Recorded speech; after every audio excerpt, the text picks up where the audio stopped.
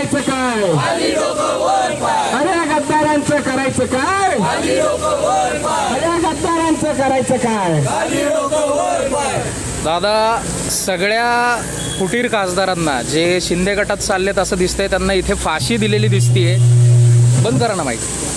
काय विषय आणि काय नेमक्या भावना आहेत आत्ता मनामध्ये? भावना आहेत, फाशी खूप सोपी सजा आहे.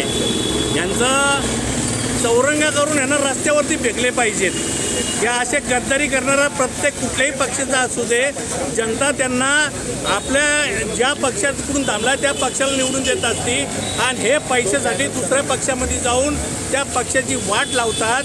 या लोकांना नुसतीच फाशी नाही, आम्ही फाशीच दिली आहे, फक्त यांना चौरंगा करून रस्त्यावरती ठेवलं पाहिजे. बरं. आणि बराच टेक्स्ट लिहिला दिसतोय, काय ज्या आईने वाढवलं त्या आईला धोका देणाऱ्या कुत्र्यांना कुत्रा असं म्हणताय सगळ्या खासदारांना. काय एवढा राग कशाचा आहे? कुत्र्याची उपमा हे कमी राहील, कारण की कुत्रा प्रामाणिक असतो. पण हे खासदार ज्या मशालीवर निवडून आले, ज्या उद्धव साहेबांच्या चेहऱ्यावर निवडून आले, त्यांच्याशीच गद्दारी करताना दिसत आहेत. त्यामुळे आज यांना कुत्रा ही उपमा ही कमी पडेल. बरं. उद्धवजींनी आत्ता आदेश दिलाय की ऑपरेशन तुडवा राबवा. कळालंय साहेबांनी काय सांगितलंय? मग तो आदेश आहे की काय? त्यांना वायझेड सुरक्षा दिली आहे ना, फाटली आहे त्यांची, म्हणून ते रस्त्यावरती फिरू शकत नाही, म्हणून वायझेड सुरक्षा दिलेली त्यांना. आणि समजा तरी सुद्धा तिकडे पुण्यामध्ये ते आले तर कशा पद्धतीनं त्यांना निषेध करणार आहात? कशा पद्धतीनं त्यांना सामोरे जाणार आहात? रस्त्यावर सापडले तर तुडू. बरं.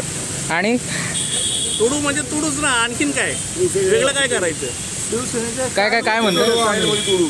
बरं. किंवा असे काळे झेंडे, शेणगोळे असं काय, म्हणजे एक आता तसली वेळ नाही. आता बाळासाहेबांनी जो काय आम्हाला मंत्र त्यावेळी दिला होता, शिवसैनिक बरंच संयमाने चालले होते. आता संयम शिवसैनिकांचा तुटला. आता फक्त आदेश जो आहे बाळासाहेबांचा पूर्वीचा, तोच आदेश आम्ही मानणार आणि आम्ही कारवाई करणार आणि तुडवणार. बरं. इकडे सगळे तरुण खासदार पळून गेलेले दिसत आहेत, तर ज्येष्ठ शिवसैनिक रस्त्यावर आहेत. काका, काय भावना आहे मनामध्ये? ही सलग दुसरी फूट आहे 4 वर्षामध्ये. अंतकरणात एक अशी तीव्र भावना आहे इकडे बघा की या लोकांना काय झालं तरी काय, या लोकांना या 6 खासदार फुटले. अरे हे पैसे कोट्यानी पैसे देऊन हे लोक फुटलेले आहेत आणि गद्दार पळून गेले आणि निष्ठावंत इथं उभे राहिले. गद्दार पळून गेले आणि निष्ठावंत इथं उभे राहिलेले. एवढंच मी बोलतो. आवाज कुणाचा?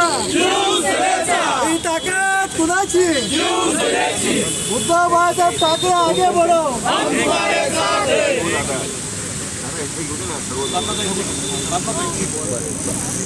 ताईला असताय. बरं.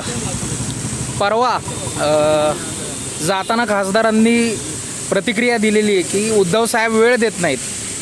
अहो, साहेबांनी जर वेळ दिला नसतं तुम्ही आले कसे असते? साहेबांनी त्यावेळी सवारांनी सभा घेतल्या, त्यावेळी तुम्ही झोपले होते का? हा सवाल मी तुम्हाला करतो, ते झोपले होते का? आज तुम्ही आमच्या मशाली चिन्हावर निवडून येते. मशाली तुम्ही आम्ही तिथं पेटवली, त्यामुळे तुम्हाला निवडून यायची. तुम्ही त्यावेळी आज अशी वेळ आली की या मशाली तुम्हाला जायला पाहिजे. आणि खरंच तुम्ही गद्दार आहात.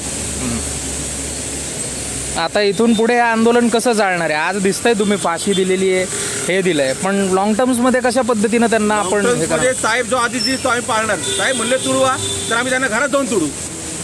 हा पण आमचा शब्द आहे.